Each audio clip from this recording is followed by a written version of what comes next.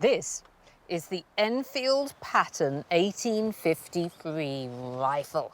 It was a state-of-the-art weapon.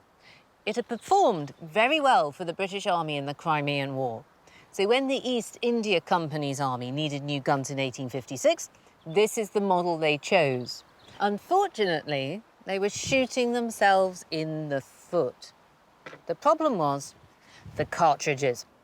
They were lubricated with tallow, that's animal fat, either pork or beef.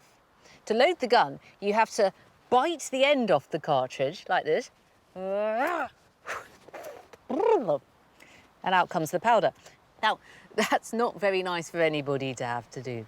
And the majority of the soldiers in the East India Company Army were either Hindus or Muslims. To them, it was sacrilegious, because for Hindus, the cow is a holy animal, and Muslims are forbidden to eat pork. As wave after wave of rebellion spread across the subcontinent, the cartridges became a rallying point for Indian resistance to the British and their disregard for Indian religions and culture. For the Indian soldiers, this business of the cartridges was important because it was tangible. It focused their grievances.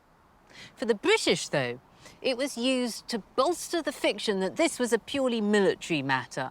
It wasn't part of wider discontent. This was simply an Indian mutiny.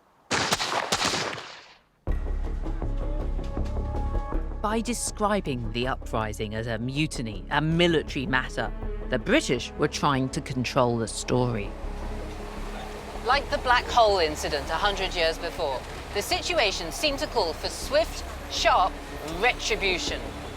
If this was painted as soldiers disobeying orders or a military mutiny, then a brutal response was justified.